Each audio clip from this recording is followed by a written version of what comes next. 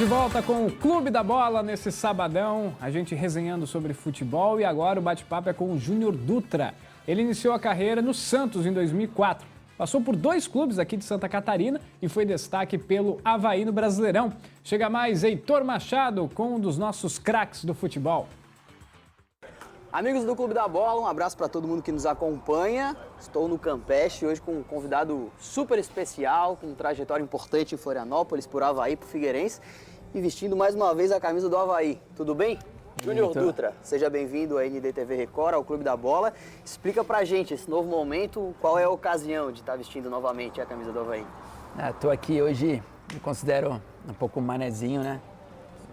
Floripa me abraçou de uma maneira incrível. Estou bem alegre, bem feliz mesmo.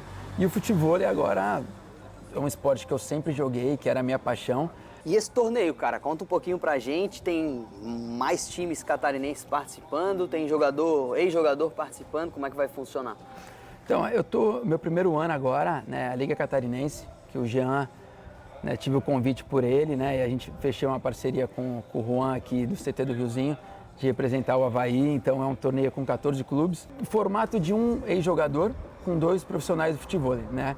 Na nossa equipe tem o Dudu do Rio e o Salsa de Santos, né? Tem o Joãozinho aqui do estado e o Luca, e o Juan, que como eu falei é o nosso treinador. Então começa mais ou menos sempre comigo no jogo e quando a nossa equipe toma 9 pontos, se tomar, né, que eu tô voando, entra o segundo jogador profissional e aí eles terminam o jogo, assim. Então, meio que a minha função agora não é mais como no campo, de decidir. Eu tô aqui meio que pra ajudar, assim, né? Mais fácil aqui na areia ou na grama? Então, hoje na grama eu não penso mais. Tá muito grande o campo, né?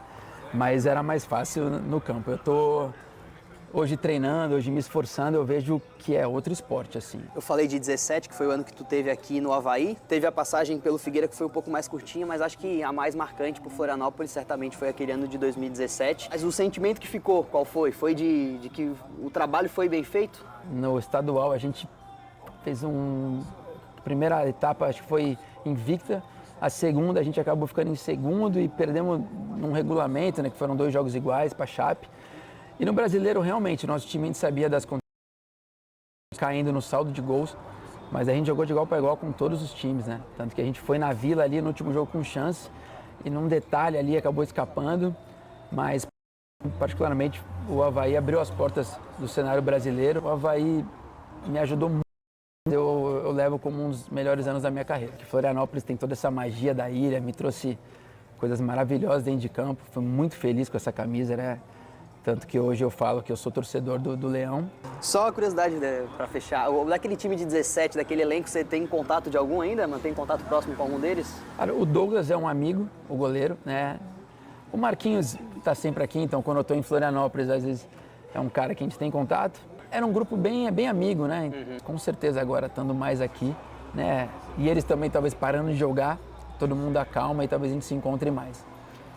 Valeu. Obrigadão. Ó, Júnior Dutra agora no futevôlei. A gente vai acompanhando aí as próximas semanas para acompanhar também essa competição catarinense, agora nas areias. Volto com vocês. Valeu, Heitor Machado. Obrigado, Dutra. E a gente volta a falar do Avaí, já que o Júnior Dutra jogou no Leão da Ilha. Eu quero saber do Cláudio. O time mudou muito do Anderson Moreira para o Jair Ventura, Cláudio? De forma substancial, Kaká, porque a mudança de sistema de um 4-4-2, que casa mais com as características dos jogadores que o Avaí tem, né?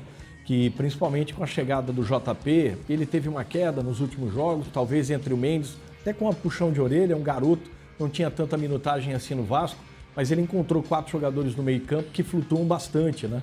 Ele tem o Zé Ricardo à frente, num losango, o João Vitor, né, com o JP ou o Mendes hoje, com o Marquinhos Gabriel, que cresceu muito de produção com o Jair Ventura.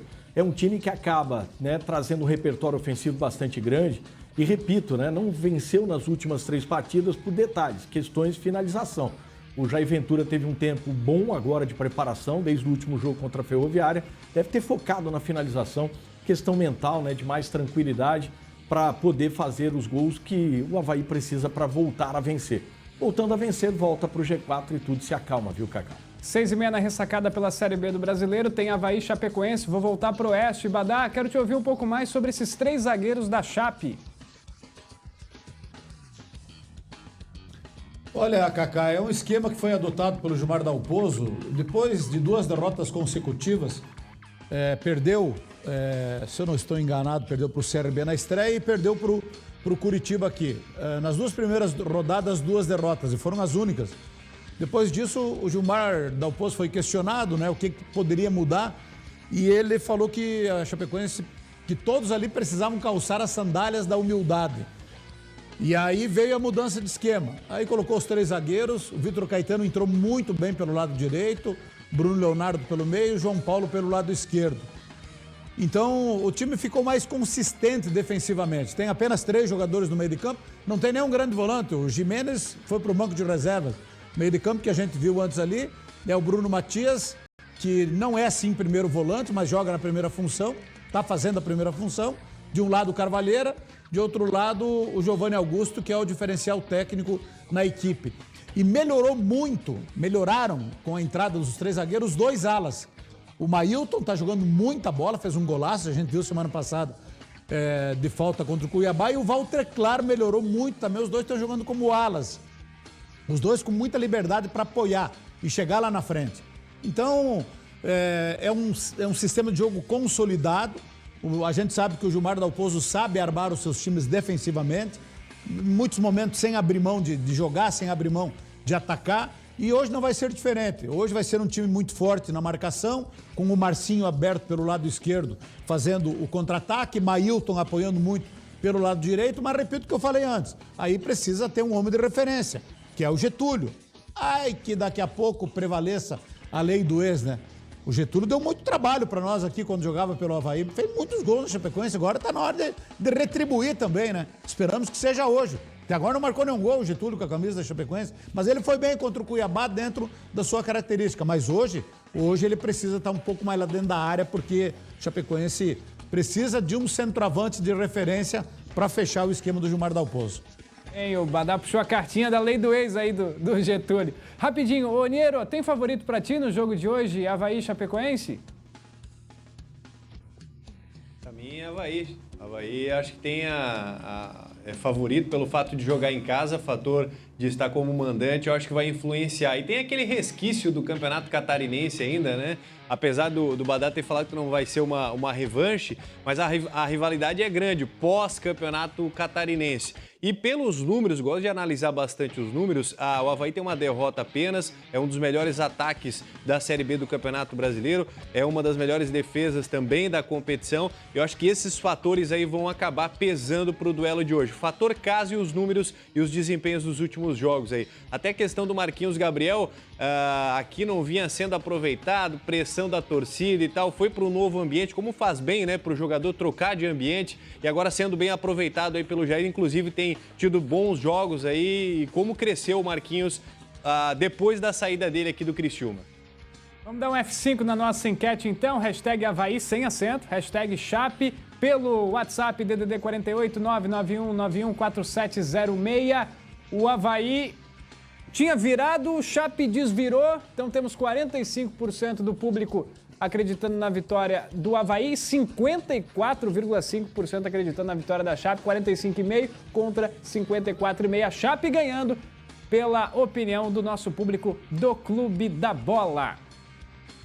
Final de semana, gente, também vai ser especial para Santa Catarina no futsal, hein? O Jack se prepara para estrear na Libertadores em busca da inédita e sonhada taça. A Drica Evarini vai acompanhar a equipe durante todo o campeonato. Oi, Drica, boa tarde. Como é que tá a expectativa, os preparativos? Olá, Kaká, boa tarde aos colegas e a todos que estão nos assistindo no Clube da Bola. E eu já estou aqui no Aeroporto Internacional de Curitiba, porque no próximo Clube da Bola estarei no Paraguai, em Assunção, mais precisamente em Luque, onde acontece a Taça Libertadores da América de futsal. Jack Crona Futsal, nosso Joinville, um dos representantes brasileiros na competição continental, ao lado do Magno Sorocaba, que é o atual campeão, e a gente vai passar a semana toda trazendo todos os detalhes aqui em toda a programação do Grupo MD. O Jack Futsal estreia já amanhã, às 10 horas da manhã, contra o Fantasmas Moralitos da Bolívia. na segunda rodada, enfrenta o Universitário do Peru na segunda-feira ao meio-dia e fecha a primeira fase na terça-feira ao meio-dia também contra o Peñarol do Uruguai. E aí a gente vai ficar nessa definição de quartas de final, semifinal e a grande decisão que acontece no próximo domingo, dia 1º de junho, em horário ainda a ser definido. O Jack Futsal, que vai em busca do primeiro título da Libertadores. Já tem vice-campeonatos, inclusive em 2023, quando acabou sendo superado pelo Cascavel naquela decisão da competição que naquela ocasião aconteceu na Venezuela. Para essa competição, o técnico Eric Pereira tem aí um desfalque bastante importante do pivô Dieguinho, mas tem jogadores experientes, jovens jogadores que foram destaque, inclusive, no ano passado, como é o caso do Fixo Farias, para minimizar essas ausências aí do Dieguinho e do goleiro Pato, goleiro reserva, que também acabou sendo cortado de última hora. A gente vai acompanhar tudo e vai trazer todos os detalhes na programação.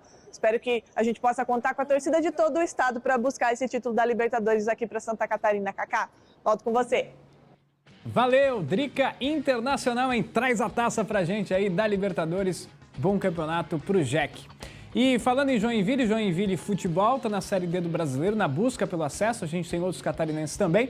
Vamos ver os próximos compromissos, então, da 4ª Divisão Nacional. Tem jogo hoje, 18 horas, lá na Arena do Barra, em Itajaí. O Pescador enfrenta o São José, o Zequinha.